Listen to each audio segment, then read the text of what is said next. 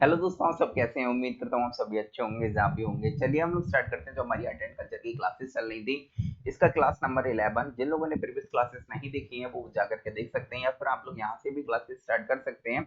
आप लोग 22 से 23 पेज छोड़ करके नोट करना प्रारंभ कर सकते हैं। देखिए क्लासेस हैं, ये आईएएस और पीसीएस दोनों एग्जाम के लिए काफी इंपॉर्टेंट है। यहाँ पर हम लोग पीटी और मेंस दोनों के लिए क्लासेस को कवर करते हैं। तो आप लोगों के लिए एकदम परेशान नहीं होना है, किसी भी बात की टेंशन नहीं लेनी है, क्योंकि आपको प्रॉपर नोट्स भी बनवाए जाते हैं, मेंस की आंसर राइटिंग भी कराई जाती है, और पीटी के लिए भी इंपॉर्टेंट फैक्ट्स और आपको क्या पढ़ना है वो भी आपको साथ में थोड़ा सा बता दिया जाता है। ओके। और देखिए यहाँ पर आज हम लोग देखेंगे मंदिर स्थापत्य कला के बारे में। वैसे हम लोग यहाँ पर इसका जो मंदिर स्थापत्य कला है इसका मैक्सिमम पार्ट कवर कर चुके हैं। आज लेक्चर फिनिश हो जाएगा या फिर कल लेक्चर ये वाला फिनिश हो जाएगा। उसके बाद हम लोग चैत्य बिहार के बारे में देखेंगे। ओके।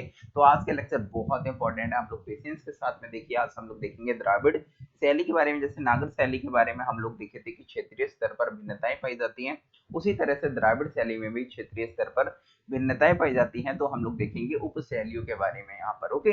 देखिए कुछ दिनों के लिए आप लोगों को 6 से 7 दिनों तक यहाँ पर फेस के साथ में आपको क्लासेस नहीं मिल पाएंगी, क्योंकि हम अपने गांव में आ गए हैं और गांव में हम पूरा सेटअप नहीं लेकर के आ पाए हैं। क्योंकि जो पूरा स्टूडियो होता है वो वहाँ का सेटअप बहुत ज़्यादा सामान होता है, तो वो सारा सामान लाना संभव नहीं होता है। तो यहाँ पर सिर्फ हम अपना कंप्यूटर और साथ में पेन टैब लेकर के आए हैं, तो इस वजह से फेस कैम के साथ में आपको नहीं पढ़ा पाएंगे। ओके। तो कुछ दिन आप लोग मैनेज कर लीजिए 6 से 7 दिनों तक। ओके। चलिए हम लोग स्टार्ट करते हैं आज का लेक्चर। और बहुत दिनों से आप लोगों के मैसेज भी नहीं ले रहे थे, चलिए आज हम लोगों ने यहाँ पर मैसेज भी ले लिए। काफी दिनों से आप लोगों के मैसेज यहाँ पर नहीं पड़े थे। तो देखिए जैसे कि नेहा त्यागी मैम है, वो देखिए यहाँ पर बोले हैं कि सर आपका जो कंटेंट है वो काफी यूजफुल है, थैंक यू सो मच। तो आप लोगों का सबसे पहले तो सभी जो क्लब मेंबर है उनके लिए दिल से धन्यवाद। आप लोग इतना ज्यादा सपोर्ट करते हैं और आपको क्लासेस इतनी ज्यादा अच्छी लगती हैं, और आप लोग लाइक भी करते हैं, शेयर भी करते हैं, और अपने दोस्तों को भी इस तरह से बताते हैं। जैसे कि आज ही हमें कॉल आई थी, तो उन्होंने बताया था कि सर एक इलाहाबाद के एक सर हैं जिन्होंने अभी मेंस का पेपर दिया है और पीटी का पेपर दिया है, उन्होंने हमें बताया था आपके चैनल के बारे में। और हम 7 से 8 लोग हैं जो यहाँ पर प्रिपरेशन कर रहे हैं, और हमारे इस बार पीसीएस का पीटी है वो क्वालिफाई हो जाएगा। तो मेंस के लिए सर हमको गाइड कर दीजिए, और नेक्स्ट ईयर के लिए भी हमको प्रिपरेशन करनी है, क्योंकि हमारे ग्रुप में बहुत सारे मेंबर है जो नेक्स्ट ईयर भी पेपर दे रहे हैं। 18 से 19 लोग हैं, सर हमें गाइड करिएगा। तो सभी लोगों का हम हम्बल वेलकम है। इसी तरह से आप लोग सपोर्ट करते रहिए। आप लोगों को premium content free of cost हम आपको यहाँ पर प्रोवाइड कराते रहेंगे, और A to Z आप लोगों को यहाँ पर मिलेगा।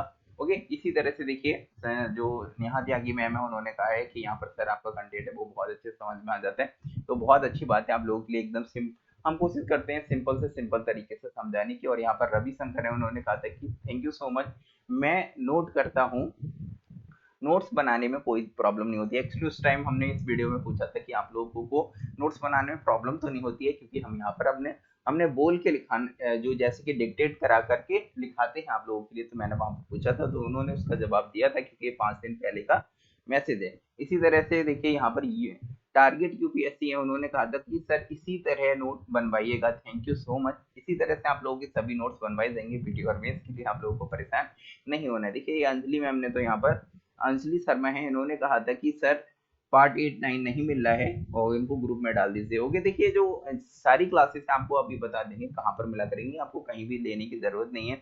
यहाँ पर इट्स ट्रू लव यहाँ पर लिखा हुआ है चैनल का नाम, एक्चुअली इनका नाम नहीं लिखा हुआ है यहाँ पर। तो इन्होंने कहा है sir super classes, you are the best teacher. देखिए हम कोशिश करते हैं बेस्ट से बेस्ट पढ़ाने की, तो बेस्ट टीचर तो नहीं, लेकिन हम इतने सक्षम हैं कि आप लोगों के लिए सब कुछ A to Z समझा सके। तो बेस्ट तो कैटेगरी में हम नहीं आते हैं, लेकिन आप लोगों के लिए ऐसी कोई भी चीज नहीं होगी बेसिक से बेसिक और एडवांस से एडवांस जो आपको समझ में ना आए एक बार पढ़ने के बाद। जब हम आपको पढ़ाया करेंगे उसके बाद आप लोगों को पढ़ाने लगेंगे, चाहे वो कितना भी कठिन से कठिन टॉपिक क्यों ना हो। इसी तरह से देखिए यहाँ पर सुमन शेखर ने कहा है सर इससे कंटिन्यू रखिए, ये सीरीज है सारी की सारी कंटिन्यू रहेंगी, आप लोगों को परेशान होने की आवश्यकता नहीं है। इसी तरह से यहाँ पर कुछ लोगों ने मैसेज किया है कि सर लास्ट ईयर का जो सॉल्व पेपर है वो नहीं मिलने हैं, वो सेंड कर दीजिए। तो आप लोगों को सेंड कर दिए जाएंगे। ओके। तो यहाँ पर एक इंपॉर्टेंट इन्फॉर्मेशन इसके बारे में आप लोगों के लिए बता देते हैं। इसी तरह से आप लोग प्यारे प्यारे मैसेज और लाइक करते रहिए, आप लोगों के लिए सब कुछ A to Z प्रोवाइड कराते रहते हैं। देखिए अभी हम घर पर आए हुए हैं, फिर भी आप लोगों के लिए क्लासेस प्रोवाइड करा रहे हैं। ये रिकॉर्डेड लेक्चर होते हैं, क्योंकि यहाँ पर वाईफाई की सुविधा नहीं है। तो आपको जो प्री रिकॉर्डेड वीडियो है वो लाइव के थ्रू चलती है, लेकिन उस समय हम लाइव नहीं होते। तो आप लोग अगर मैसेज करते होंगे तो हम वहां पर रिप्लाई नहीं कर पाते होंगे। तो वो लाइव वीडियो नहीं होती, वो प्रीमियर वीडियो होती है। चलिए हम लोग स्टार्ट करते हैं आज का लेक्चर। तो देखिए हमारे 3 बैचेस हैं जो फ्री ऑफ कॉस्ट यहाँ पर हमने लॉन्च किए हैं आप लोगों के लिए। एक यूपी पीसीएस, एक बिहार पीसीएस, एक यूपीएससी जिसको आईएएस के नाम से आप लोग जानते होंगे। ये तीनों बैच यहाँ पर 27 जून से स्टार्ट हो रहे हैं। आप लोग अधिक जानकारी चाहते हैं तो यूट्यूब चैनल पर हमारी सेम वीडियो यहाँ पर इसी तरह का एक थंबनेल लगा हुआ होगा, जाकर के देख लीजिए, जिसमें हमने विस्तार में बताया है किस तरह से आप लोगों के लिए एक फॉर्म फिल करना है और जाकर के कमेंट करना है इसी वीडियो में। और अधिक जानकारी के लिए हम लोग यहाँ पर कांटेक्ट भी कर सकते हैं। आप लोगों के लिए डायरेक्ट वीडियो का लिंक शेयर कर दिया जाएगा। देखिए यहाँ पर ये सारी चीजें आपको कितने घंटे में कितनी क्लासेस यहाँ पर मिलेंगी सब विस्तार में आप लोगों के लिए बताई है। देखिए जो आर्ट एंड कल्चर की अभी जो क्लासेस चल रही हैं वो सेकंड फाउंडेशन बैच, जो लोग हमारी ऐप पर एडमिशन लिए हैं सेकंड फाउंडेशन बैच और अचीवर बैच में जो लोग एडमिशन लिए हैं उन लोगों की कुछ क्लासेस बची हैं, वो अभी हम यूट्यूब पर करा रहे हैं। किसी टेक्निकल रीजन की वजह से हम ऐप पर क्लासेस नहीं करा रहे हैं अभी। ओके, तो अभी वहां पर क्लासेस कुछ समय से बंद है। ओके, तो यहाँ पर आर्ट एंड कल्चर की क्लासेस इसी वजह से यूट्यूब पर प्रोवाइड कराई जा रही है। तो जो भी हमारे सेकंड फाउंडेशन बैच और अचीवर बैच के मेंबर हैं वो सभी के सभी यहाँ पर अब क्लासेस करना प्रारंभ कर दीजिए। डेली आपको क्लास मिला करेगी। देखिए आपको कुछ क्लासेस नहीं मिल पा रही है तो आपको बता देते हैं, आपको ढूंढने की आवश्यकता नहीं है। आप लोग क्लब आईएएस एस्पिरेंट हमारे यूट्यूब चैनल सर्च करेंगे तो वहां पर प्लेलिस्ट वाले सेक्शन में जाएंगे तो देखिए एक आपको प्लेलिस्ट मिल जाएगी achiever batch for IAS and PCS. देखिए इसी प्लेलिस्ट में आप लोग आइएगा, सभी की सभी वीडियो आप लोगों को मिल जाएंगी आर्ट एंड कल्चर की। ओके, और नेक्स्ट वीडियो जितनी भी होंगी यहाँ पर अचीवर बैच और सेकंड फाउंडेशन बैच की 9 पीएम वाली, ये डेली कितने बजे क्लासेस चलती हैं, 9 पीएम को चलती है। तो ये सारी क्लासेस इसी में मिला करेंगी।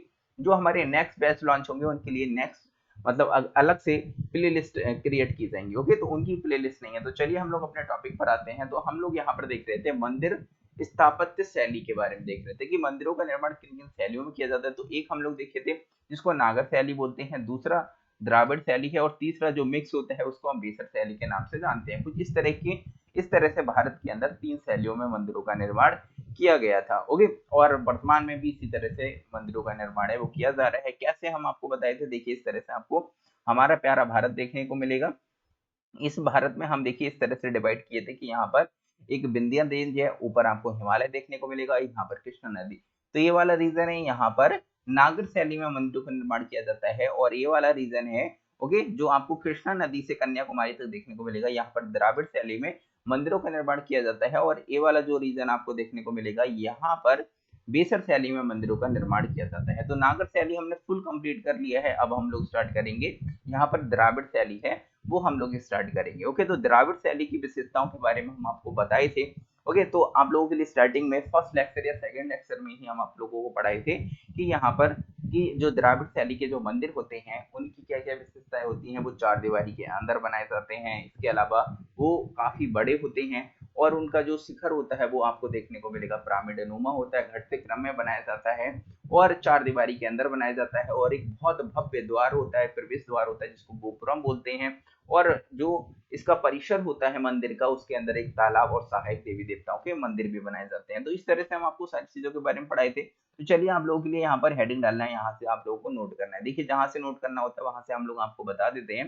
तो द्राविड़ शैली के मंदिर, द्राविड़ शैली के मंदिरों के बारे में हम बात करेंगे। तो यहाँ पर देखिए क्षेत्रीय स्तर पर आपको काफी भिन्नता देखने को मिलेगी। तो द्राविड़ शैली में भी जैसे कि आपको ये भारत देखने को मिलेगा और इस भारत में आपको इस तरह से यहाँ पर कृष्णा नदी देखने को मिलेगी। इस तरह से कौन सी नदी है, ये कृष्णा नदी है। ओके, कृष्णा नदी के आप लोग दक्षिण में जाएंगे और इधर आपको यहाँ पर कन्याकुमारी देखने को मिलेगा। ओके, कन्या कुमारी देखने को मिलेगा। तो देखिए जो ये वाला पूरा रीजन है ना, इस रीजन में जिस शैली में मंदिरों का निर्माण किया जाता है उसी को हम बोलते हैं द्राविड़ शैली के मंदिर। ओके, लेकिन देखिए यहाँ पर जो मंदिरों का विकास हुआ वो विभिन्न शासकों के नेतृत्व में हुआ। तो आप देखेंगे, देखिए सबसे पहले इस तरह से मानते हैं, ये टाइमलाइन है। तो देखिए सबसे पहले जो पल्लव थे, ओके, जो पल्लव थे तो पल्लव शासकों के नेतृत्व में यहाँ पर मंदिरों का निर्माण प्रारंभ हुआ। फिर उसके बाद में चोल शासक आए, चोल शासक आए तो चोल शासकों के नेतृत्व में संरक्षण में मंदिरों का यहाँ पर विकास हुआ। फिर उसके बाद आपको देखने को मिलेंगे पांडियन आते हैं, पांडियन काल आता है। पांडियन काल के बाद में आपको यहाँ पर विजयनगर देखने को मिलेगा, विजयनगर आपको देखने को मिलेगा। और विजयनगर के बाद में जो नायक शासक आते हैं, इनके नेतृत्व में इस तरह से मंदिरों का विकास है वो प्रारंभ होता है। और चोल शासकों को स्वर्णिम युग के नाम से भी जाना जाता है मंदिर स्थापत्य कला के बारे में अगर हम बात करें तो। ओके, तो देखिए यहाँ पर किस किस काल में किस तरह से विकास हुआ, तो चलिए हम लोग बात कर लेते हैं।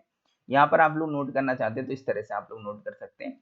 तो देखिए सबसे पहले जो पल्लव शासक थे, पल्लव शासक थे, इनके नेतृत्व में मंदिरों का निर्माण प्रारंभ हुआ 7वीं शताब्दी से 9वीं शताब्दी के बीच में।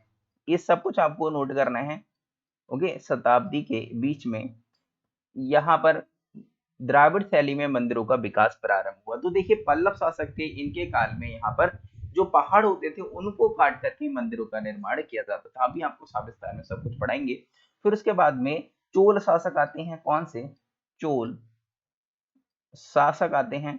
तो चोल शासकों के नेतृत्व में यहाँ पर 9वीं से 13वीं शताब्दी के बीच में, 9 से 13वीं शताब्दी के बीच में, यहाँ पर द्राविड़ शैली में मंदिरों का विकास किया गया। ओके, फिर देखिए चोल के बाद यहाँ पर पांड्यन आते हैं। ओके, पांड्यन शासकों के नेतृत्व में या फिर पांड्यन काल के नेतृत्व में यहाँ पर द्राविड़ शैली में मंदिरों का निर्माण प्रारंभ हुआ। ये 13वीं शताब्दी से 14वीं शताब्दी, ये कम समय के लिए आपको देखने को मिलेगा। और कई कई बुक में यहाँ पर पांड्यन काल दिया भी नहीं रखा होता है। ओके, और इसी तरह से आप लोग थोड़ा सा आगे जाएंगे। देखिए यहाँ कन्याकुमारी यहाँ पर थोड़ा सा यहाँ पर गायब हो गया, तो यहाँ पर इस तरह से कर देते हैं। ओके, तो देखिए पांड्यन के बाद में आपको विजयनगर देखने को मिलेगा। विजयनगर के शासक,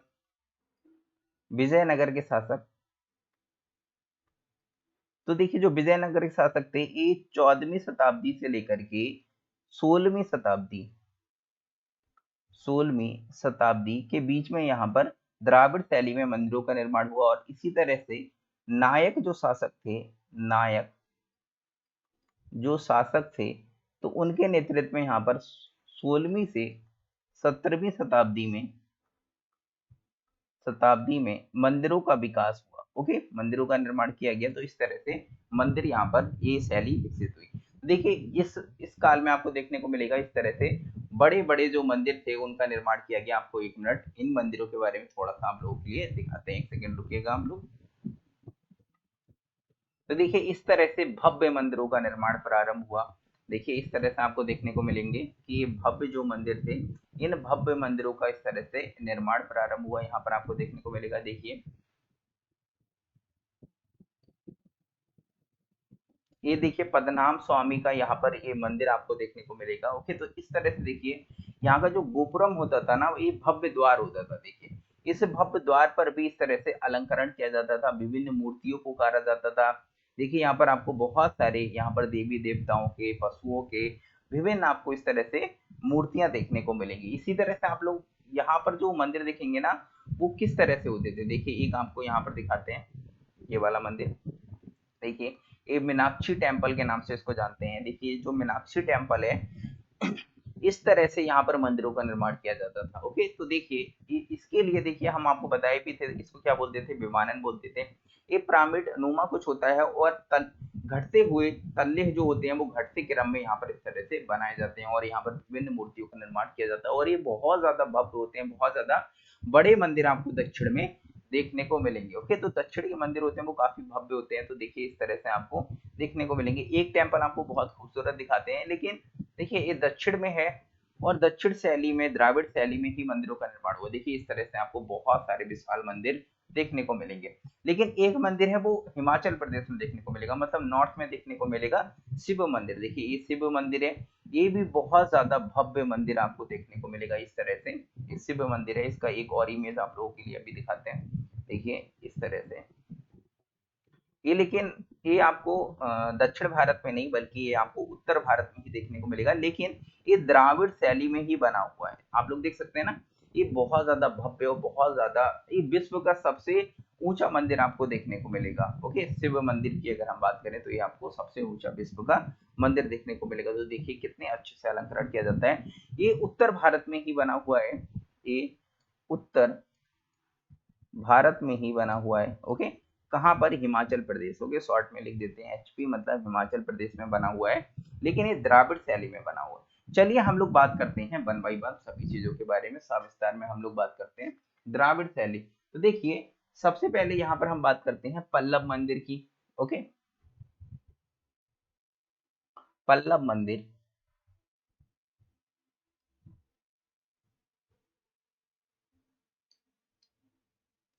पल्लव मंदिर।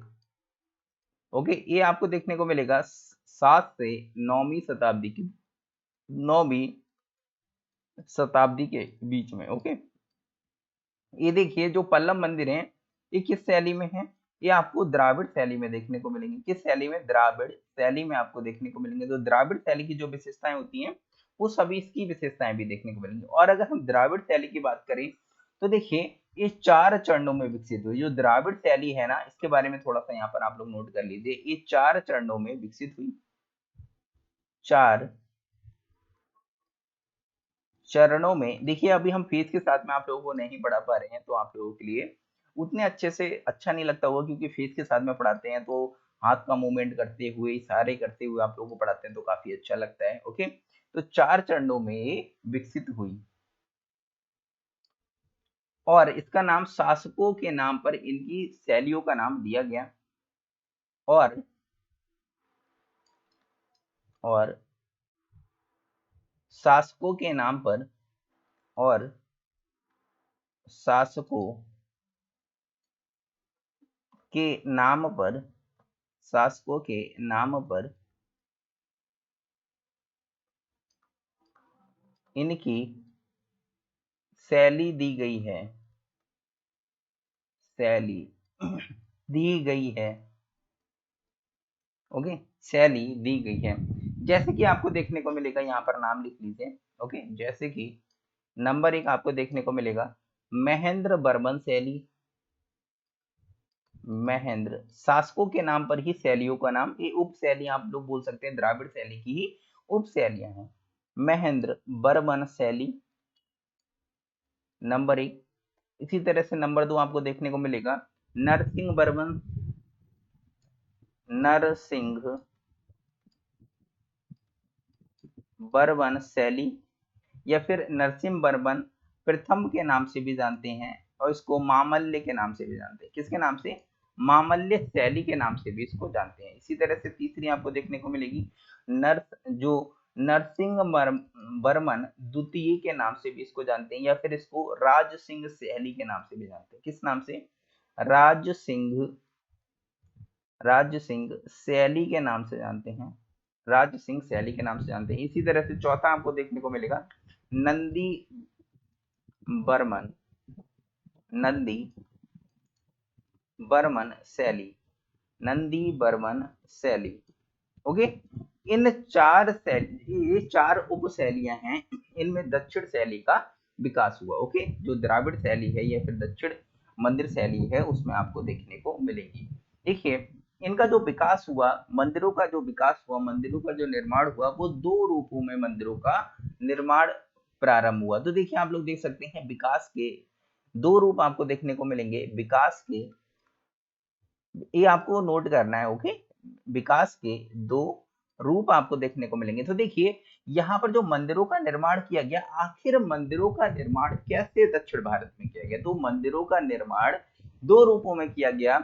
एक जो मंदिरों का निर्माण किया गया वो पहाड़ों को काट करके, मतलब जो सैल होती थी, सैल का मतलब होता है चट्टाने, चट्टानों को काट करके किया गया। और दूसरा ईटा पत्थर को काट करके, मतलब जैसे कि हम लोग नॉर्मली घर बनाते हैं, हम लोग घर बनाते हैं किसी चट्टान को काट के बनाते हैं? नहीं, हम छोटे छोटे ईंटें लेकर के आते हैं, सीमेंट लेकर के आते हैं, उससे जोड़ करके घर बना लेते हैं। तो इस तरह से तो आपको एक देखने को मिलेगा जहां पर शैलीकृत जिसको बोलते हैं, मतलब जहां पर चट्टानों को काट करके, जहां पर चट्टानों को काट करके मंदिरों को निर्माण किया गया उसको बोलते हैं शैलकृत मंदिर।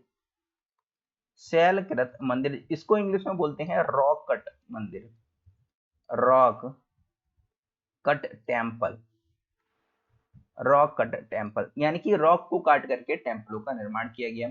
और दूसरी ओर आपको देखने को मिलेगा संरचनात्मक मंदिर। संरचनात्मक मंदिर वे होते हैं जिनमें जैसे कि जो छोटे छोटे टुकड़ों का उपयोग करके बनाया जाता है, जैसे कि हम ईंटों का उपयोग कर लेते हैं या फिर छोटे छोटे पत्थरों को काट करके ईंटों का रूप दे देते हैं और फिर उससे हम स्वतंत्र रूप से किसी घर का, किसी टेम्पल का या किसी संरचना का निर्माण कर सकते हैं।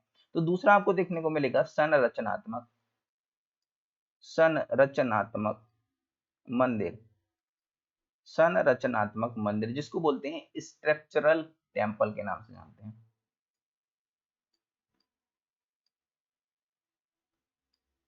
स्ट्रक्चरल टेम्पल के नाम से जिसको जानते हैं, ओके, स्ट्रक्चरल टेम्पल के नाम से जानते हैं। और देखिए जो शैलीकृत मंदिर थे यानी कि जो रॉक कट टेम्पल थे, ये भी आपको दो रूपों में देखने को मिलेंगे, जिसमें एक मंडप थे, मंडप के रूप में बनाए गए थे, और दूसरा मंडप के साथ में पहला आपको देखने को मिलेगा जो मंडप के रूप में मंदिरों का निर्माण किया गया था, और दूसरा आपको देखने को मिलेगा कि मंडपों के साथ में यहाँ पर रथ भी देखने को मिलेंगे। देखिए अभी आपको बताते हैं ये रथ का मंदिर क्या होता है, रथ का मतलब क्या होता है। तो देखिए जो मंडपों के रूप में जो केवल मंदिर बनाए गए वो उस शैली को उपशैली का नाम दिया गया है शासक के ऊपर। तो महेंद्र वर्मन शैली यही है। तो महेंद्र महेंद्र बर्मन महेंद्र बर्मन शैली यही है। ओके, तो ध्यान रखिएगा महेंद्र बर्मन शैली कौन सी है, यही शैली आपको देखने को मिलेगा जिसमें सिर्फ मंडप होते थे, लेकिन मंडपों के साथ में फिर रथों का निर्माण भी प्रारंभ हुआ। तो इसी के लिए मामल्य शैली के नाम से जानते हैं, या फिर नरसिंह मर्मन बर्मन प्रथम शैली के रूप में भी इसको जानते हैं। ओके, मामल्य। देखिए यहाँ के जो नाम होते हैं दक्षिण भारत के थोड़े से कठिन होते हैं, तो आप लोगों को परेशान नहीं होना, एक दो बार लेंगे तो आराम से ले लिया करेंगे। और इसी तरह से आपको देखने को मिलेंगे कि जो संरचनात्मक मंदिर थे ये स्वतंत्र रूप से मंदिरों का निर्माण हुआ यहाँ पर, जैसे कि आप कहीं भी जाकर के घर बना लेते हैं उसी तरह से। ओके, अब देखिए जो शैलीकृत मंदिर होंगे इनका निर्माण पहाड़ियों पर जहां पर बड़ी बड़ी चट्टानें पाई जाती है वहां ही कर सकते हैं, लेकिन संरचनात्मक मंदिर का निर्माण कहीं भी किया जा सकता है। तो संरचनात्मक मंदिर में आपको दो शैलियां प्रमुख देखने को मिलेंगी, जिनको हम उपशैली के नाम से भी जानते हैं, और जो शासकों के नाम पर बनी, शासकों के नाम पर इनका नाम दिया गया। एक राज सिंह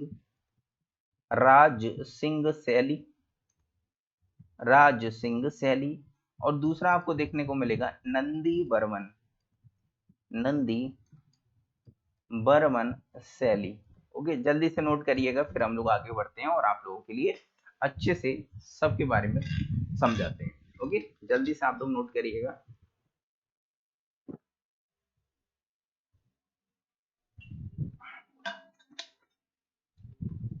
नोट कर लिया आप लोगों ने? तो चलिए थोड़ा सा आप लोग इसके बारे में लिख लीजिए यहाँ पर। ओके, आप लोग थोड़ा सा नोट डाउन कर लीजिए। तो यहाँ पर पैराग्राफ में लिखना है, या फिर पॉइंट फॉर्म में लिखना चाहते हैं तो उसमें भी लिख सकते हैं, या फिर पैराग्राफ में भी लिख सकते हैं। तो आपको लिखना है दक्षिण दक्षिण दक्षिण में द्राविड़ वास्तुकला का उद्भव एवं विकास। दक्षिण में द्राविड़ वास्तुकला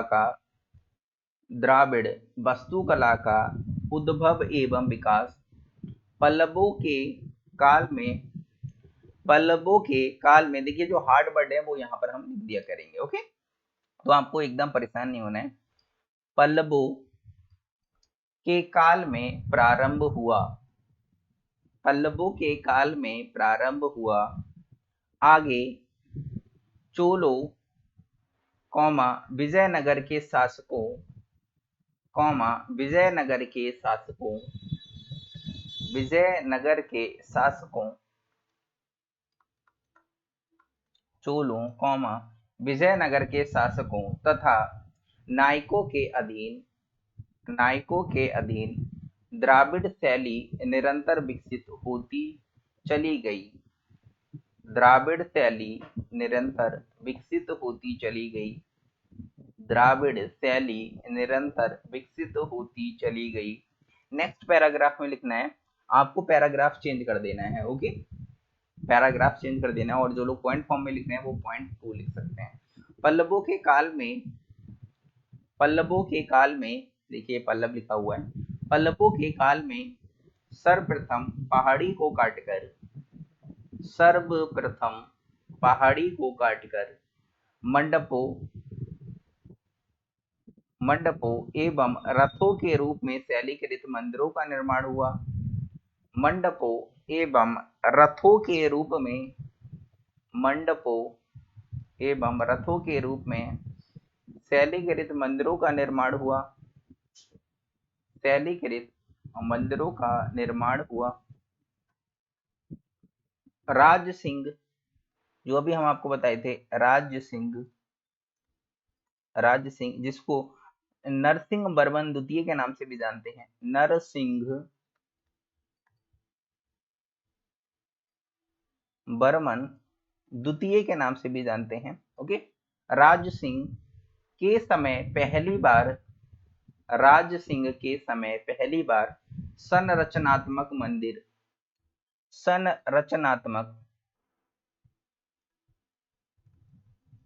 संरचनात्मक मंदिर बनने तथा संरचनात्मक मंदिर बने तथा आगे मुख्यतः इन्हीं का निर्माण हुआ। आगे मुख्यतः इन्हीं का निर्माण हुआ। ओके, पैराग्राफ आप लोगों को यहाँ पर चेंज कर देना है, फिर आप लोगों को लिखना है पल्लव मंदिरों को उनके शासकों के साथ जोड़ते हुए पल्लव मंदिरों को उनके शासकों के साथ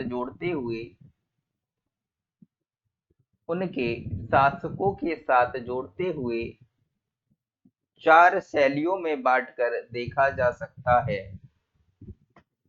चार शैलियों में बांटकर देखा जा सकता है। चार शैलियों में बांटकर देखा जा सकता है, जो निम्न है।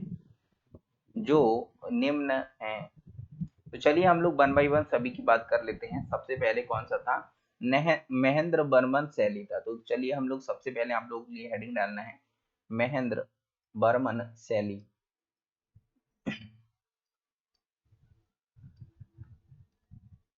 महेंद्र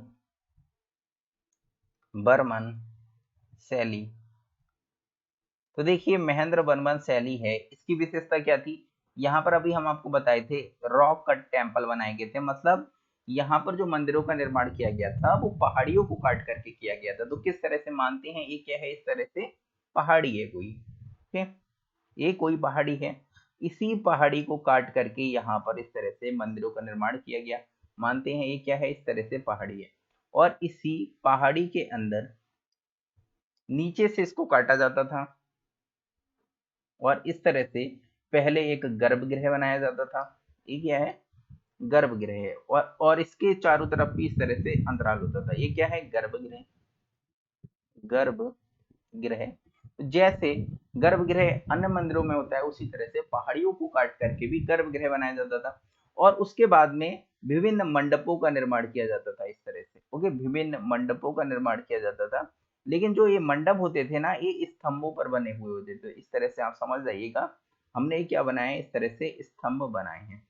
ओके, और इस तरह से ये मंडपों का निर्माण होता था। यहाँ पर इस तरह से आपको क्या देखने को मिलेंगे?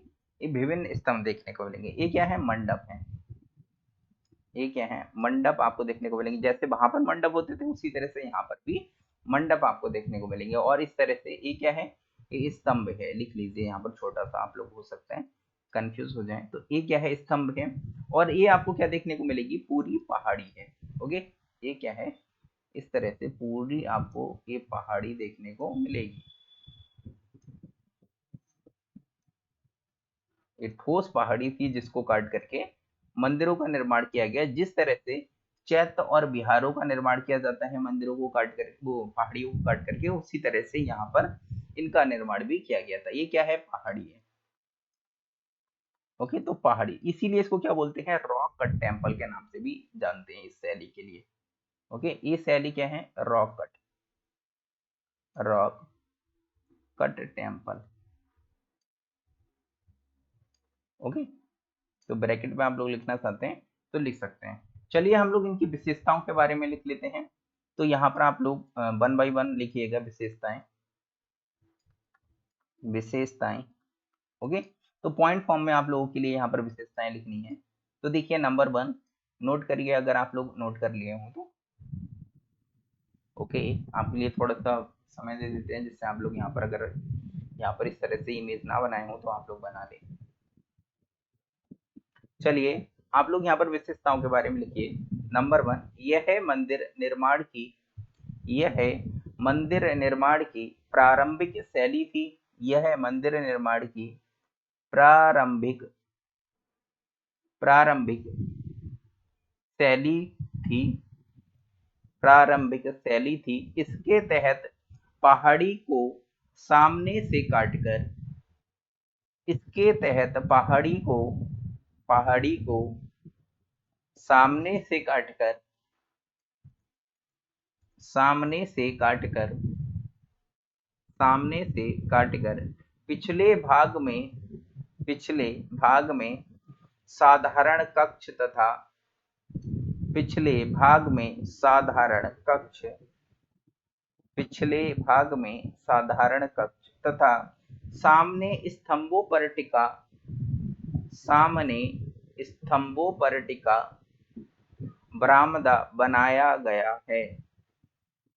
बरामदा बनाया गया है। इसे मंडप कहा जाता है। इसे मंडप कहा जाता है। देखिए यहाँ पर जो बरामदा बना, जो ये मंडप आपको देखने को मिलेगा, ये बरामदे के रूप में आपको देखने को मिलेगा। किस रूप में? बरामदे के रूप में आपको यहाँ पर देखने को मिलेगा।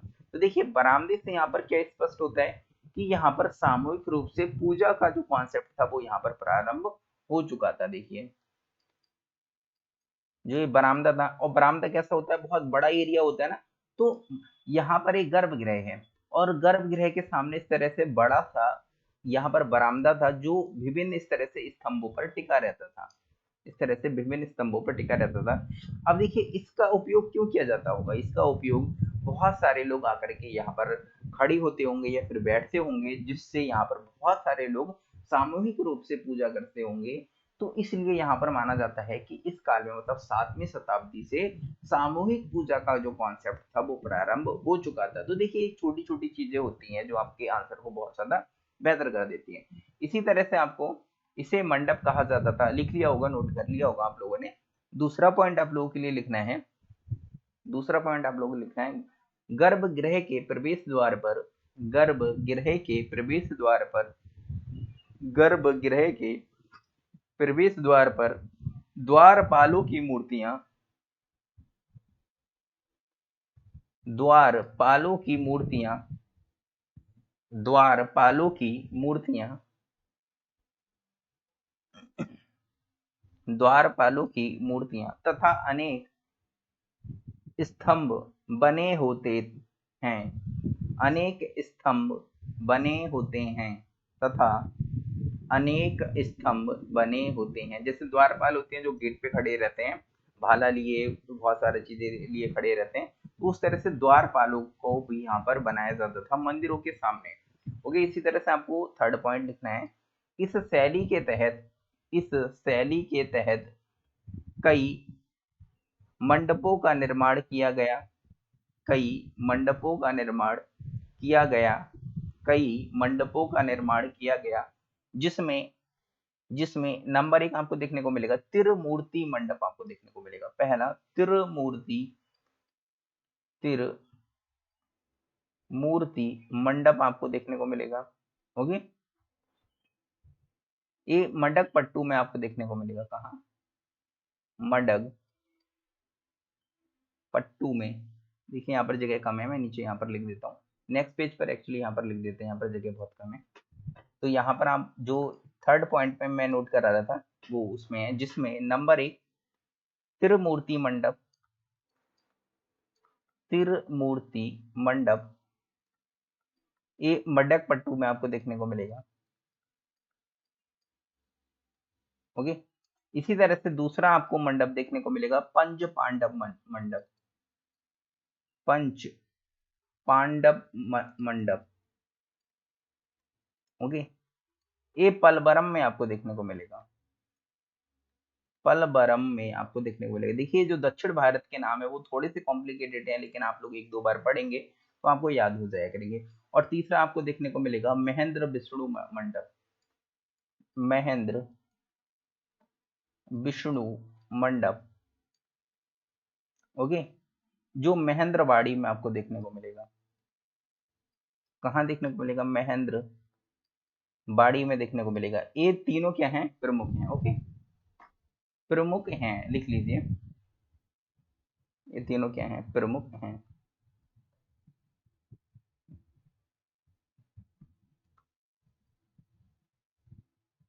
प्रमुख हैं, ओके।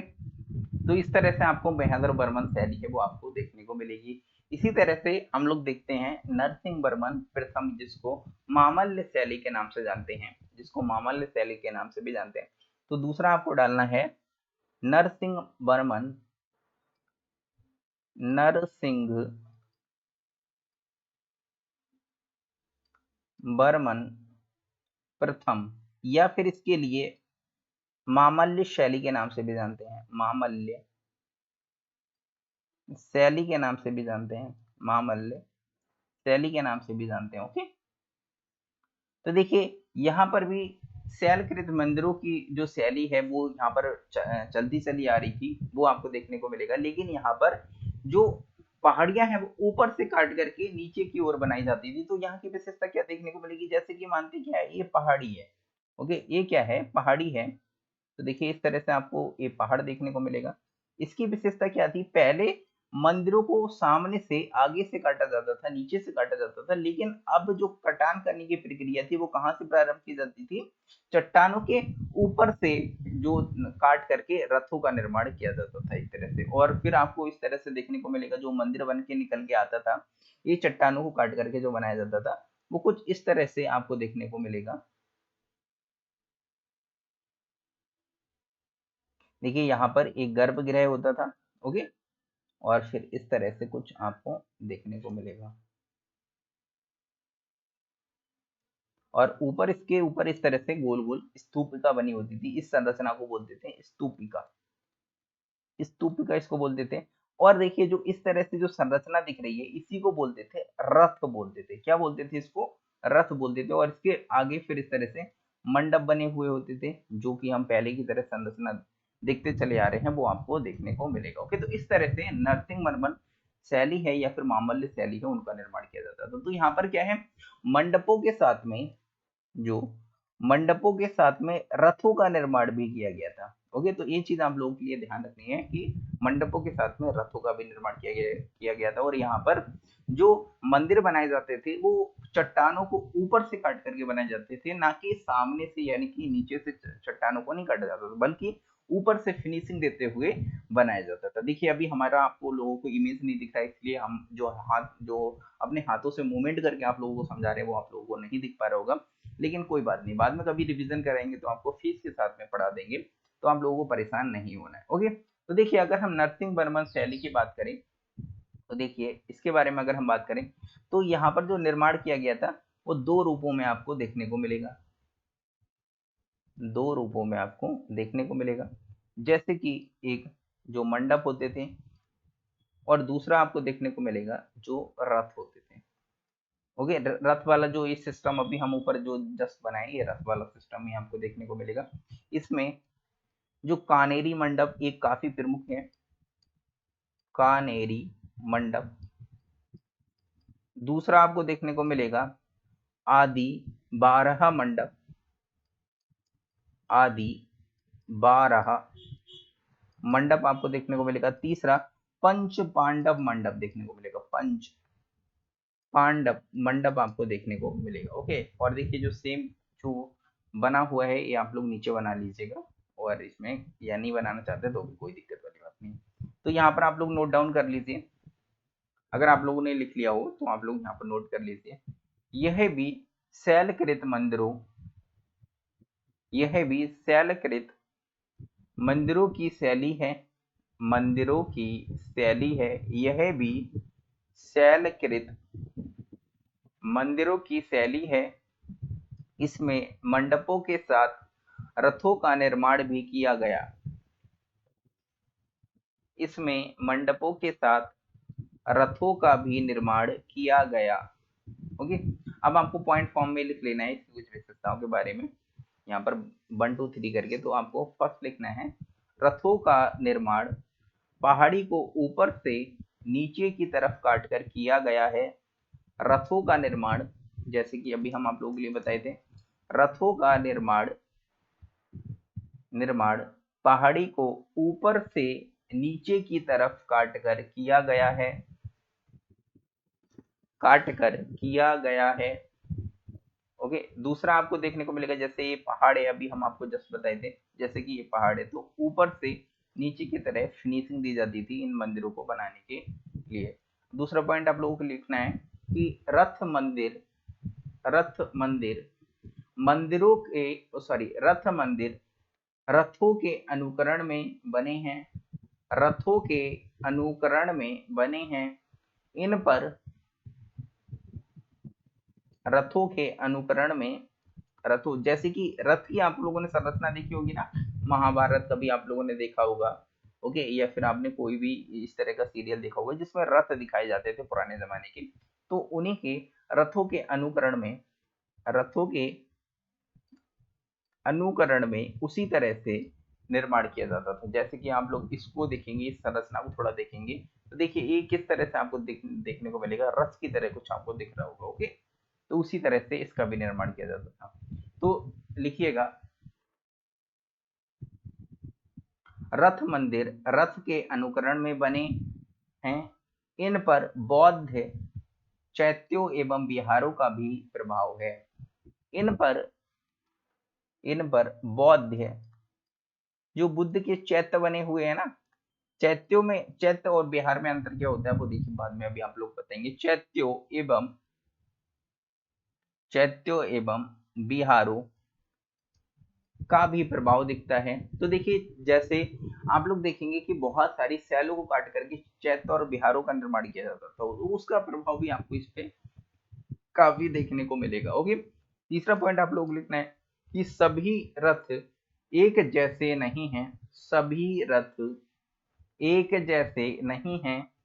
सभी रथ एक जैसे नहीं हैं, वरन कई रथ कई मंजिलों में बने हैं। कई रथ वरन कई रथ कई मंजिलों में बने हैं। रथों के सर्वोच्च भाग पर स्तूपिका बनी होती है। रथों के सर्वोच्च भाग पर स्तूपिका बनी होती है। स्तूपिका स्तूपिका बनी होती है। स्तूपिका बनी होती है। चौथा पॉइंट आप लोग लिखिएगा, सभी रथ मंदिर सभी रथ मंदिर सभी रथ मंदिर महाबलीपुरम सभी रथ मंदिर महाबलीपुरम सभी रथ मंदिर महाबलीपुरम में निर्मित हैं। महाबलीपुरम में निर्मित हैं। इनकी कुल संख्या 7 है। इनकी कुल संख्या 7 है।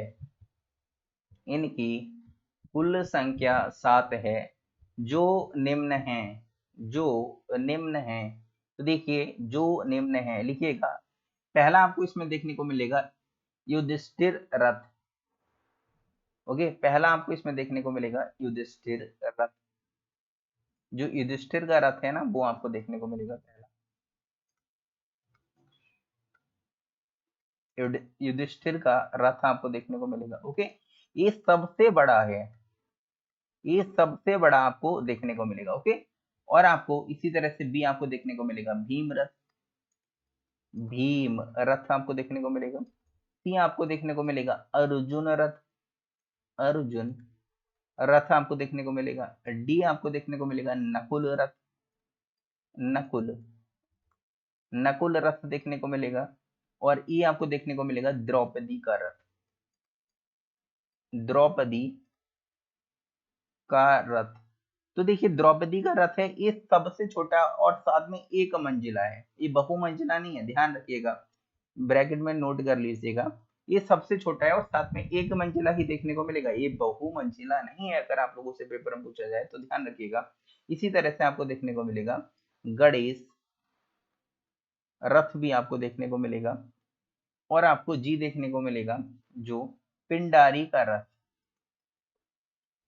जो पिंडारी का रथ आपको देखने को मिलेगा।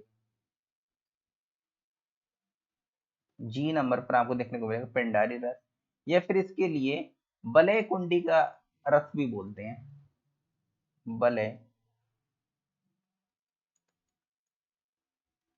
कुड़ी का रथ भी इसको बोलते हैं। तो देखिए स्टार्टिंग के जो आपको ये 5 देखने को मिलेंगे, ओके, स्टार्टिंग 5 देखने को मिलेंगे, इसे पंच पांडव रथ के नाम से जानते हैं, पंच पांडव रथ के नाम से जानते हैं, पांडव रथ के नाम से जानते हैं। ओके, इन्हीं स्टार्टिंग के जो 5 आपको देखने को मिलेंगे पंच पांडव रथ के नाम से इनको जानते हैं।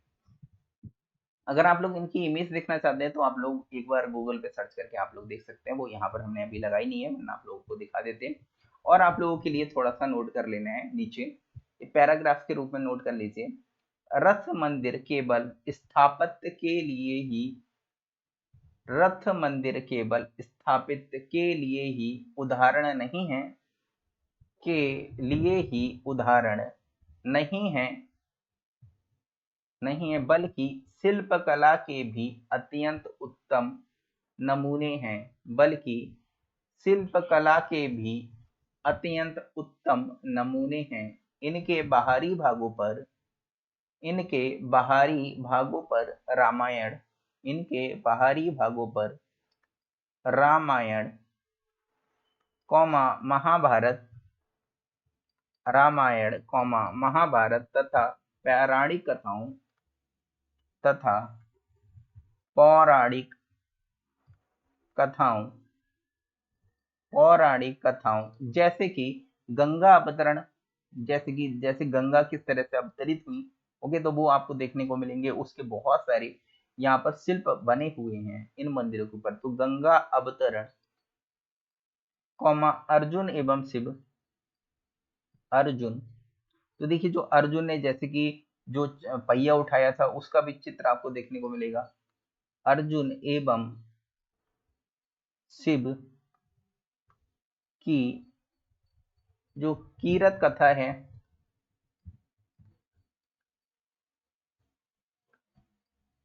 कीरत कथा तथा अर्जुन की जो तपस्या है उसके बारे में, कौमा अर्जुन की तपस्या,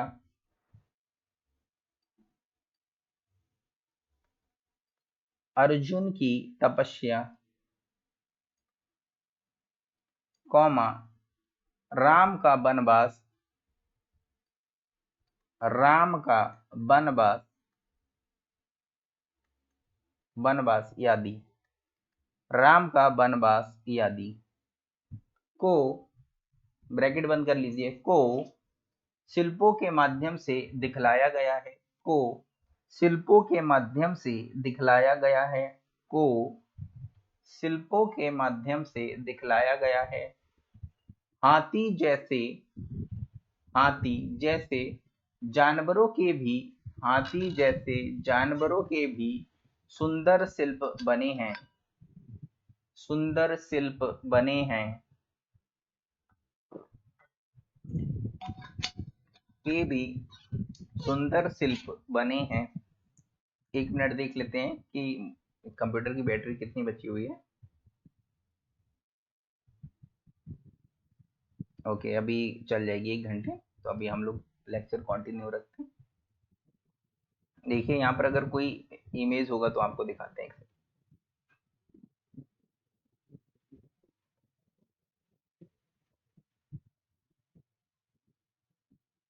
यहाँ पर कोई वो रथ वाला यहाँ पर लिया नहीं है इमेज, वरना आप लोगों के लिए दिखा दें। ये देखिए उड़ीसा का जो आपको देखने को मिलेगा सूर्य का टेम्पल, वो भी रथ मंदिर के तरह बना हुआ है, तो आप लोग देख सकते हैं यहाँ पर, लेकिन वो अलग है तो वो इस यहाँ पर नहीं दिखा सकते हैं। चलिए हम लोग अपने टॉपिक पर आते हैं। इसी तरह से आपको देखने को मिलेगा नरसिंह वर्मन द्वितीय की है, उसकी भी हम लोग बात कर लेते हैं। तो आप लोगों को नेक्स्ट हेडिंग डालनी है तीसरा नंबर पर, जो नरसिंह वर्मन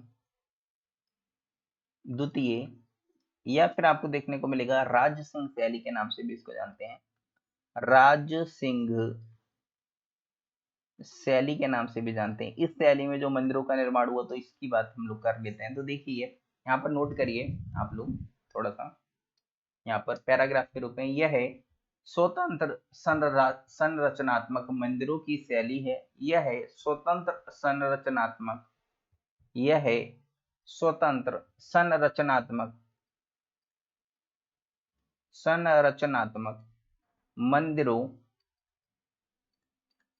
मंदिरों की शैली है। इसके तहत ईंट एवं पत्थरों द्वारा, इसके तहत ईंट एवं पत्थरों द्वारा खुले में मंदिरों का निर्माण किया गया। ईंट एवं पत्थरों द्वारा खुले में मंदिरों का निर्माण किया गया। खुले में मंदिरों का निर्माण किया गया। नरसिंह वर्मन द्वितीय के काल में, नरसिंह वर्मन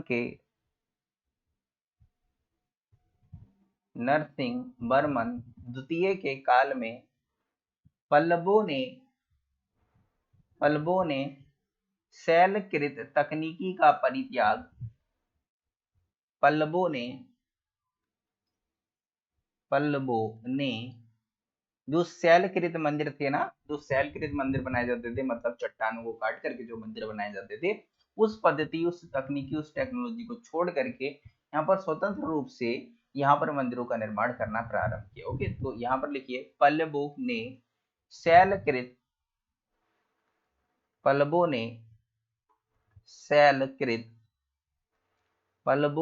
शैलकृत तकनीकी का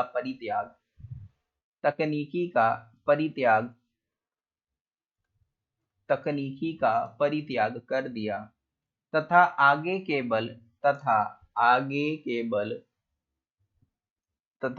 केवल संरचनात्मक मंदिर बने। चलिए इसकी विशेषताओं के बारे में लिख लीजिए। यहाँ पर आप लोग हेडिंग डालिए विशेषताएं, पॉइंट फॉर्म में आप लोगों को लिखा देते हैं विशेषताएं। तो 1 by 1 लिख लीजिए। नंबर 1, वर्गाकार गर्भगृह। नंबर 1 लिख लीजिए, वर्गाकार गर्भगृह। नंबर 2 लिखिए, देखिए इसका जो गर्भगृह होता था कैसा होता था, वर्गाकार होता था। दूसरा आप लोग लिखिएगा, दूसरा पॉइंट, गर्भगृह के ऊपर पिरामिडाकार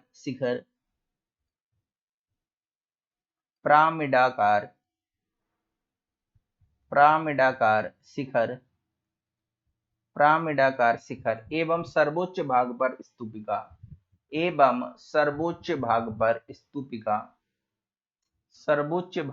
स्तूपिका। तीसरा पॉइंट आप लोग नोट करिएगा, थर्ड पॉइंट, गर्भगृह के चारों तरफ अंतराल,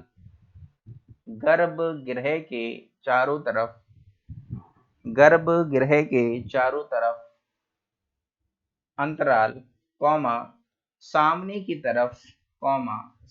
की तरफ मंडप एवं नंदी मंडप यादि संरचनाओं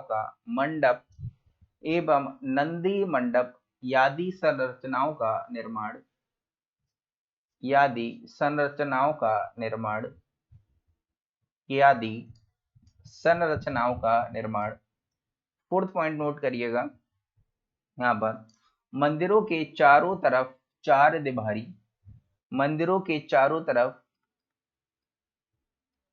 दीवारी, मतलब इसको जो मंदिर बनाए जाते थे वो चार दीवारी के अंदर बनाए जाते थे। ओके, तो मंदिरों के चारों तरफ चार दीवारी एवं प्रवेश द्वार पर गोपुरम का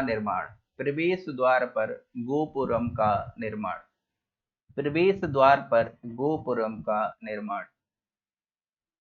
इसमें कौन कौन से, इस शैली में जो राज सिंह शैली या फिर नरसिंह वर्मन द्वितीय जो शैली थी, इसमें कौन कौन से प्रमुख मंदिर हैं, अगर आप लोग लिखना चाहते हैं तो एग्जाम्पल के लिए लिखिएगा, काफी इंपॉर्टेंट है, लिखना ही है हम लोगों के लिए। ओके, तो नंबर एक आप लोगों के लिए ये पॉइंट नोट करके इस तरह से लिख लीजिए एग्जाम्पल में कि महाबलीपुरम, नंबर एक, हम यहाँ पर लिख देते हैं क्योंकि इसके नाम थोड़े कॉम्प्लिकेटेड है। महाबलीपुरम का तटीय तटीय या शोर मंदिर, देखिए अगर आप लोग इस तरह से डिक्टेट करके लिखेंगे तो आप लोगों की जो मिस्टेक होने के चांसेस है वो भी हल्के हल्के कम होते चले जाएंगे और आपकी जो आंसर राइटिंग है उसकी भी प्रैक्टिस हो जाती है। ओके, इस शिव देवता का मंदिर आपको देखने को मिलेगा महाबलीपुरम का जो तटीय, या फिर इसको सूर्य मंदिर के नाम से जानते हैं, ये किसका है, शिव देवता का है। ब्रैकेट में लिखना चाहते हैं तो लिख लीजिए शिव देवता का मंदिर आपको देखने को मिलेगा। इसी तरह से भी आपको देखने को मिलेगा, यहाँ पर दो मंदिर है कांची में, जो कांची जगह है यहाँ पर आपको दो मंदिर आपको देखने को मिलेंगे। तो कांची का कैलाशनाथ मंदिर, कैलाशनाथ मंदिर, कैलाशनाथ मंदिर एवं बैकुंड बैकुंड पेरूमल, बैकुंड पेरूमल मंदिर, बैकुंड पेरूमल मंदिर। ओके, ये आपको देखने को मिलेंगे, काफी इंपॉर्टेंट है, इसको एग्जाम्पल के रूप में आप लोग ध्यान रखिएगा। इसी तरह से हम लोग बात करते हैं चौथा जो नंदी बर्मन शैली है उसके बारे में। तो चौथी शैली के बारे में भी हम लोग बात कर लेते हैं। तो फोर्थ आप लोगों को डालना है नंदी बर्मन शैली, नंदी बर्मन शैली के बारे में। ओके, तो इसके बारे में लिख लीजिए, आप लोग जल्दी से नोट कर लीजिए, देखिए लेक्चर बहुत ज्यादा लंबा हो जाएगा वरना, डिक्टेट करिएगा आप लोग। यह भी राज सिंह शैली की भांति संरचनात्मक शैली है, यह भी राज सिंह शैली की भांति संरचनात्मक शैली है। इसकी सभी विशेषताएं राज सिंह शैली की भांति ही हैं। इसकी सभी विशेषताएं राज सिंह शैली की ही भांति हैं। इस शैली के बने प्रमुख मंदिरों में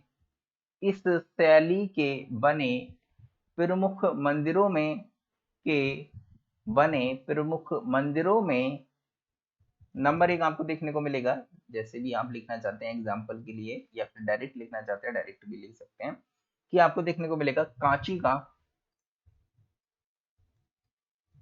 कांची का मुक्तेश्वर मंदिर, कांची का मुक्तेश्वर मंदिर तथा मंगलेश्वर मंदिर।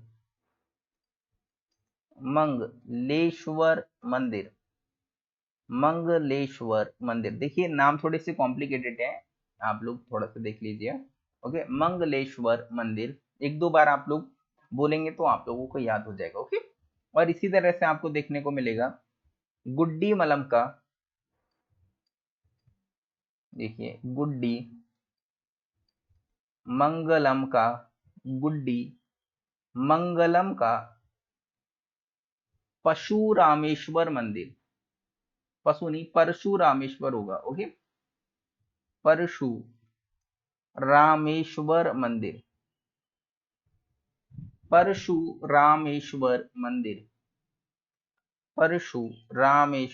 मंदिर यादी आते हैं।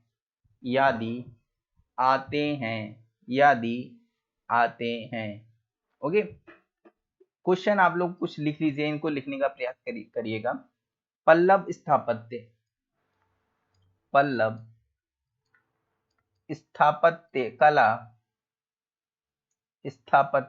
कला का उनके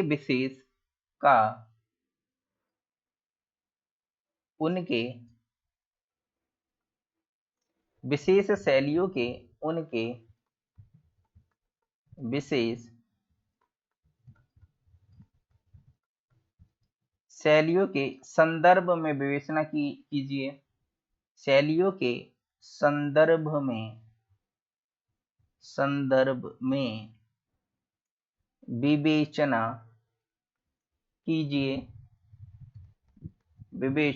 कीजिए। ओके, इसको आपको 250 शब्दों में लिखना है। 250 शब्दों में आपको लिखना है। इसी तरह से नेक्स्ट क्वेश्चन एक और लिखना है। समझाइए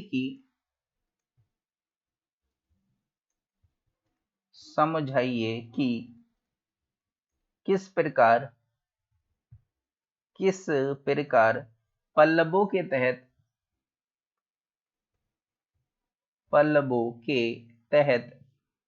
द्राविड़ वास्तुकला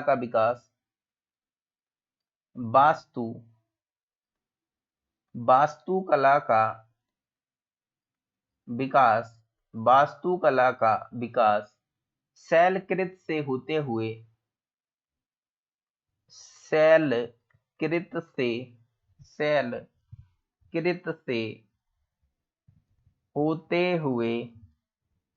संरचनात्मक की तरफ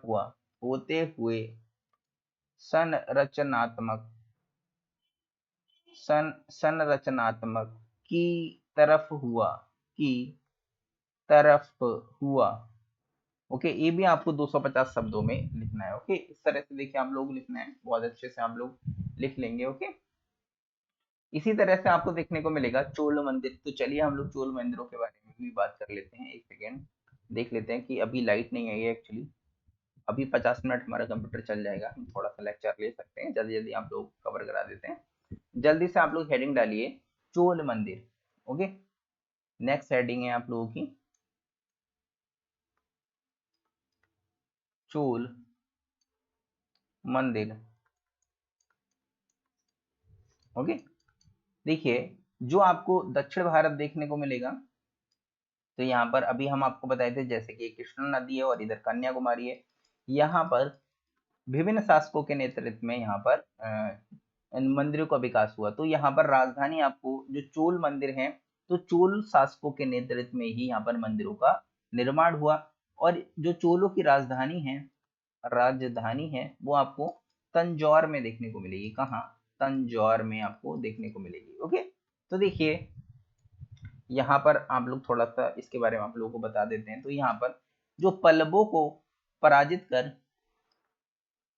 पल्लवों को जल्दी से नोट करिएगा, पल्लवों को, क्योंकि हमारा जो कंप्यूटर है वो 50 मिनट दिखा रहे हैं, लगभग में 30 से 35 मिनट ही चल पाएगा और अचानक से एकदम शट डाउन हो गया तो अभी तक जितना भी पढ़ाया है वो सारा बेकार चला जाएगा, क्योंकि वो सेव नहीं हो पाएगी फाइल, डायरेक्ट यहाँ पर डिलीट हो जाएगी।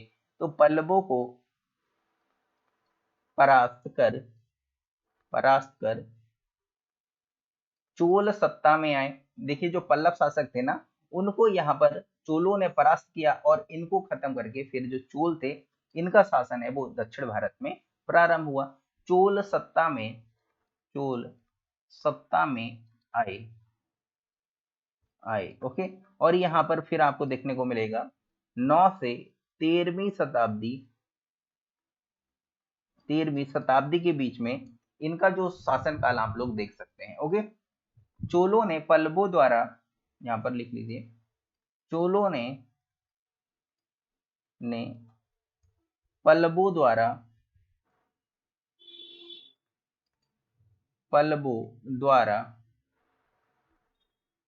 प्रारंभ किए गए, लिखेगा आप लोग जल्दी जल्दी, प्रारंभ किए गए द्राविड़ मंदिर परंपरा को जारी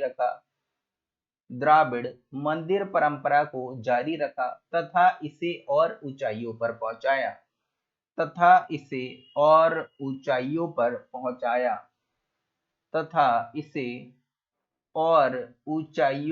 पहुंचाया। चोल मंदिरों की अगर हम बात करें तो यहाँ पर आपको इस शैलीकृत आपको देखने को मिलेंगे। अगर हम चोल मंदिरों की बात करें, जो चोल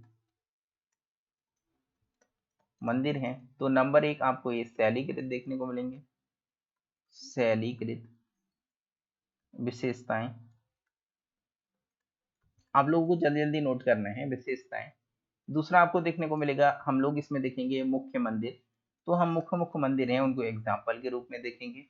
इसके अलावा हम लोग देखेंगे यहाँ पर चोलों के जो विशेष लक्षण, इनकी जो विशेषताएं, कुछ प्रमुख विशेषताएं होंगी इनके मंदिरों की, उन विशेषताओं के बारे में बात करेंगे। चोलों के मंदिरों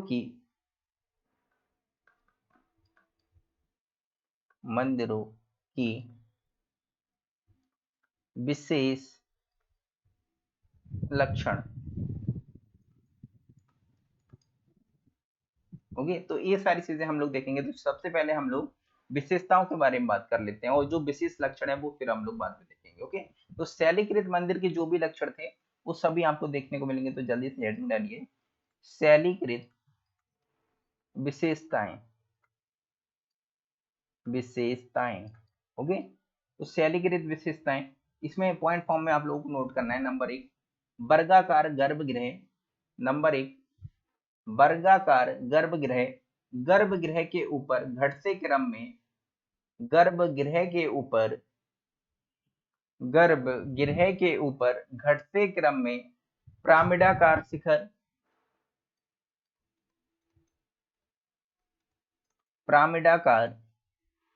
शिखर, सर्वोच्च भाग पर स्तूपिका, सर्वोच्च भाग पर आपको स्तूपिका देखने को मिलेगी। स्तूपिका। दूसरा पॉइंट आप लोग नोट करिएगा, गर्भगृह के चारों तरफ, दूसरा पॉइंट नोट करिएगा, गर्भगृह के चारों तरफ अंतराल, गर्भगृह के चारों तरफ अंतराल। इस जो अंतराल था इसका उपयोग किया जाता था प्रदक्षिणा पथ के रूप में, मतलब मार्ग के रूप में, चारों तरफ चक्कर लगाने के लिए इसका उपयोग किया जाता था। जो प्रदक्षिणा पथ हम आप लोगों के लिए पढ़ाए थे वही आपको देखने को मिलेगा। गर्भगृह, आगे नोट करिएगा, गर्भगृह सामने, गर्भगृह के सामने अनेक पत्थरों पर बना महामंडप, अनेक पत्थरों पर बना, सॉरी पत्थरों नहीं, स्तंभों लिखिएगा। ओके, वो पत्थर बार बार सेल्फ पढ़ा रहे थे तो वो आ गया। अनेक स्तंभों पर बना महामंडप, अर्धमंडप, नंदी मंडप। महामंडप, अर्धमंडप,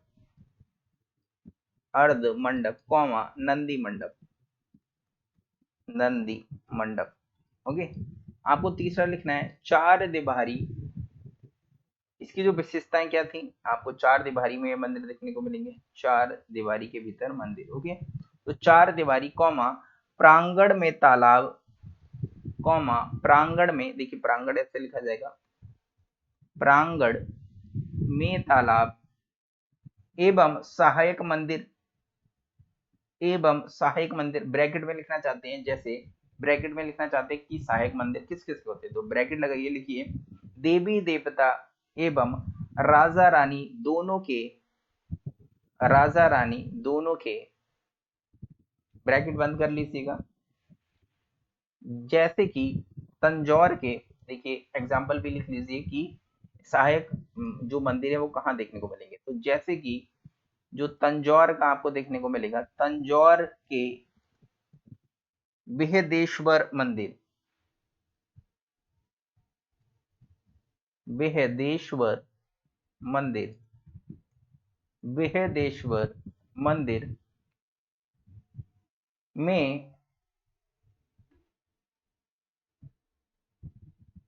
राजराज चोल द्वार बनाया गया है,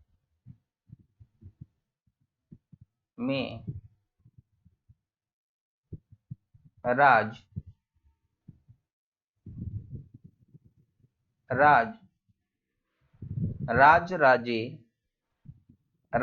राजे चोल द्वार बनाया गया है। और इसमें देखिए एक विशेषता आपको देखने को मिलेगी, इसमें दो भव्य द्वार होते थे। चौथा पॉइंट नोट करिएगा, चौथा पॉइंट नोट करिएगा, दो दो भव्य प्रवेश द्वार जिसको गोपुरम बोलते थे, दो दो भव्य प्रवेश द्वार, दो दो भव्य प्रवेश द्वार जिसको बोलते थे गोपुरम, जिसको बोलते थे क्या बोलते थे, गोपुरम, क्या बोलते थे, गोपुरम बोलते थे। ओके, अगर हम चोलों के प्रमुख मंदिरों की बात करें तो नोट कर लीजिए यहाँ पर, प्रमुख चोल मंदिर, प्रमुख चोल मंदिर। ओके, तो एक आपको देखने को मिलेगा तंजौर का, जो अभी हम आपको नोट भी कराए थे, तंजौर का वेदेश्वर, विहिदेश्वर या फिर राज राजे, राज राजेश्वर का मंदिर, इसको दूसरे नाम से भी जानते हैं। इसके अलावा आपको देखने को मिलेगा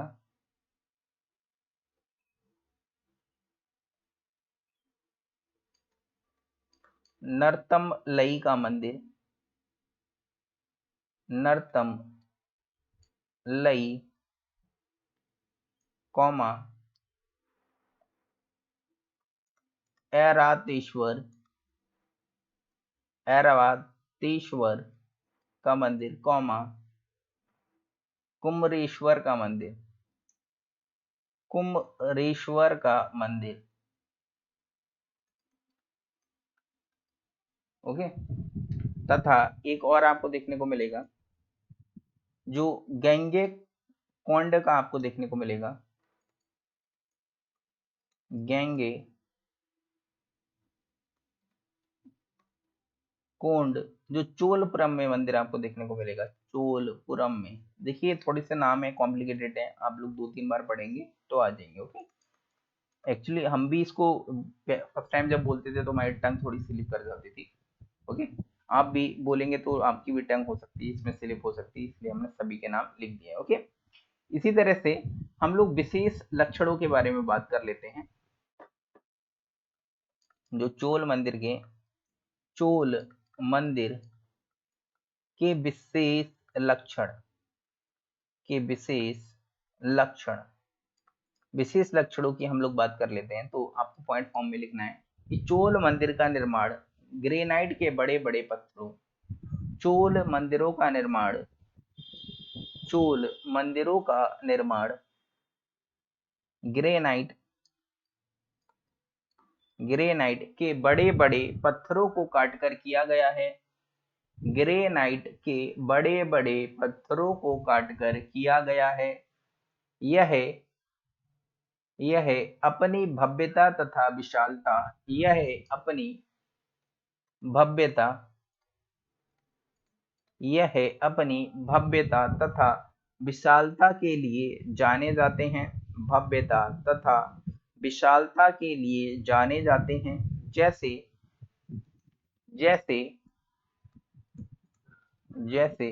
तंजौर के वेदेश्वर मंदिर,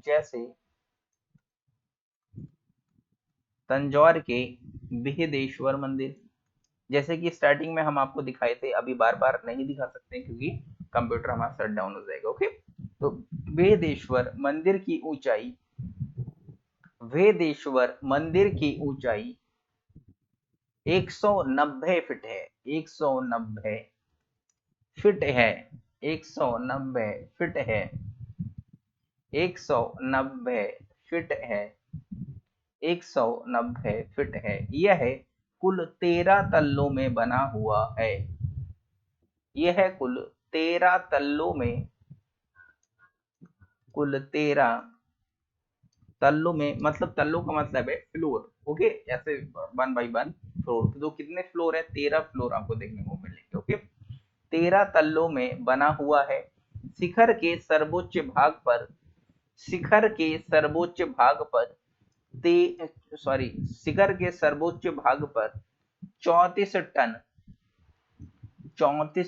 टन वजन का एक विशालकाय स्तूपिका है। तो यानी कि जो 34 टन की स्तूपिका इस जो मंदिर है उसके सर्वोच्च भाग पर रखी हुई है। तो देखिए इतनी भारी इतना भारी जो पत्थर है उसको पहली बार तो उठाया कैसे होगा। आप लोग समझ सकते हैं कि उस समय तो ऐसे हाइड्रोलिक वाले सिस्टम भी नहीं था कि क्रेन से उठा करके रख दिए, बड़ी बड़ी हैवी मशीनें हैं। फिर भी आप लोग देख सकते हैं कि 34 टन का इतना बड़ा इतना विशाल जो स्तूपिका है वो इतने ऊपर 34 तल्ले पर पहुंचाया कैसे होगा इन लोगों ने। तो हम लोग देख सकते हैं कि हमारे प्राचीन काल में टेक्नोलॉजी कितनी हाई थी। इसके अलावा दूसरा आपको देखने को मिलेगा, दूसरा पॉइंट लिखिए, चोल मंदिर स्थापत्य के साथ साथ चोल मंदिर स्थापत्य के साथ साथ मूर्तिकला एवं चित्रकला के मूर्तिकला तथा चित्रकला के उत्तम उदाहरण हैं के उत्तम उदाहरण हैं। मंदिर के बाहरी भागों में दीवारों, स्तंभों तथा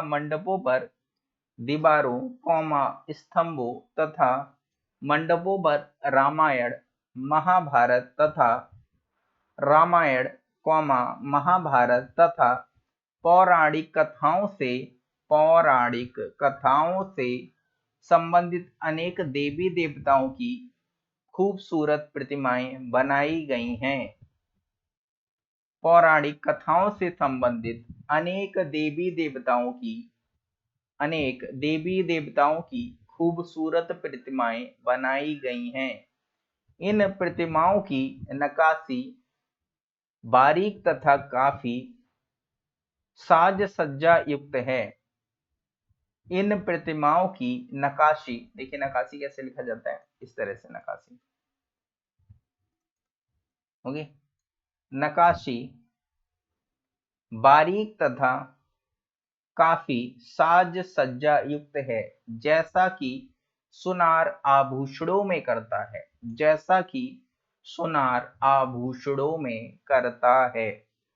तीसरा पॉइंट आप लोगों के लिए लिखना है, मंदिरों के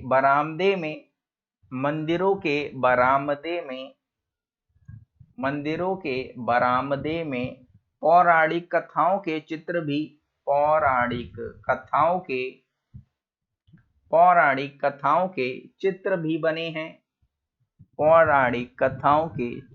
भी बने हैं, जिसका मुख्य उदाहरण राजेश्वर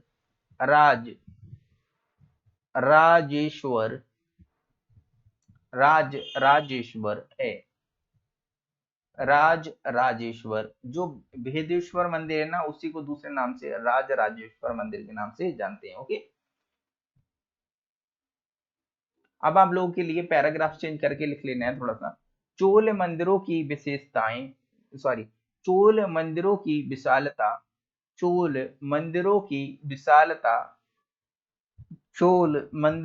विशालता के साथ साथ उनकी साज सज्जा इतनी आकर्षक है।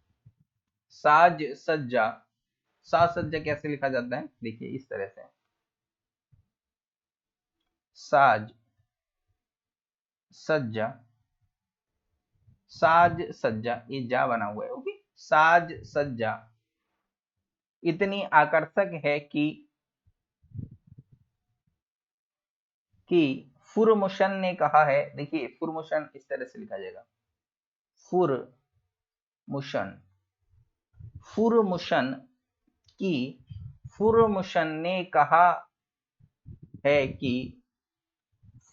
ने कहा है कि चोलों ने दैत्यों की तरह सोचा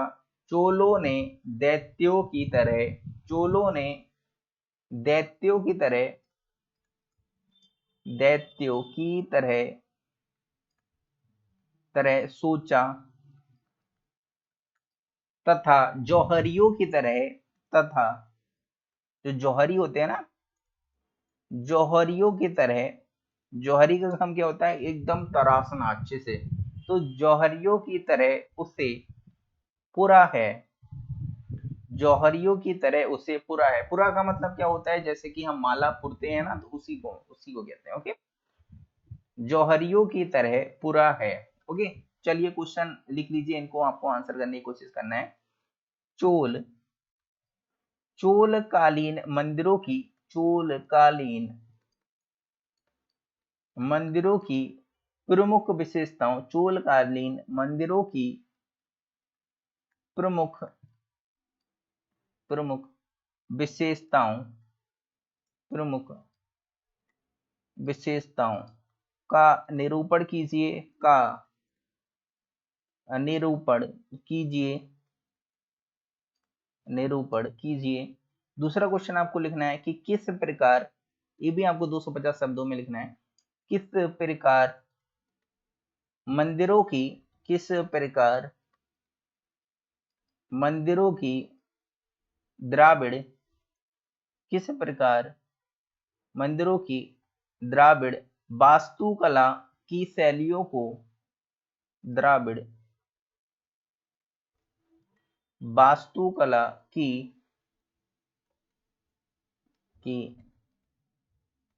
शैली को चोलों ने शैली को चोलों ने सर्वोत्कृष्ट रूप दिया, सर्वोत्कृष्ट रूप दिया। व्याख्या कीजिए, रूप दिया, व्याख्या कीजिए, दिया, व्याख्या कीजिए, व्याख्या कीजिए। ये भी आपको 250 शब्दों में लिखना है। ओके, 250 शब्दों में आप लोगों के लिए लिखना है। तो आज का लेक्चर यहाँ पर ही फिनिश किया जाता है, वरना कंप्यूटर है वो क्या कहते हैं, स्विच ऑफ हो जाएगा। ओके, इस वजह से, क्योंकि देखिए कितना कम बैटरी बचा होगा, देख लेते हैं। देखिए केवल 31% बैटरी बचा है और 28 मिनट ही अभी चलने वाला है। ओके, तो इस वजह से इस लेक्चर को यहाँ पर ही फिनिश करते हैं और आज का लेक्चर यहाँ पर ही फिनिश किया जाता है। और नेक्स्ट लेक्चर है वो आप लोगों के लिए बाद में मिलेगा। ओके, मतलब कल मिलेगा आप लोगों के लिए 9 बजे। तो एवरीडे 9 बजे आप लोगों की क्लासेस चल रही हैं। और इस वीडियो को ज़्यादा से ज़्यादा लाइक करें, शेयर करें। देखिए हम गांव में होने के बावजूद मोबाइल से अपलोड करते हैं, मोबाइल में जो स्पीड देता है वो 100 KB 150 kbps देता है, तो पूरी रात यहाँ पर अपलोडिंग चलता है, तब आप लोगों के लिए एक लेक्चर मिल पाता है। क्योंकि एक लेक्चर है वो कम से कम, अभी जब हम 1 घंटे का लेक्चर रिकॉर्ड करते हैं वो कम से कम 1.5 GB का होता है, और फिर उसको अपलोड करने में 1.5 GB जाता है, और हमारे जो मोबाइल में सिर्फ 1.5 GB ही हमको मिलता है। फिर उसके बाद हमको 25 रुपये वाला एक एक्स्ट्रा रिचार्ज इसमें करना पड़ता है कि थोड़ा सा डेटा, या फिर, और आज का तो लेक्चर हमें लगता है 1.5-2 घंटे का हो गया होगा। आज हमें एक्स्ट्रा फिर से रिचार्ज करना पड़ेगा 25 रुपये का, तब जा करके एक्स्ट्रा डेटा मिलेगा, तब ये फुल लेक्चर रिकॉर्ड अपलोड हो पाएगा जा करके। चलिए इस लेक्चर को यहाँ पर ही फिनिश करते हैं। ओके, ज़्यादा से ज़्यादा वीडियो को लाइक करें, शेयर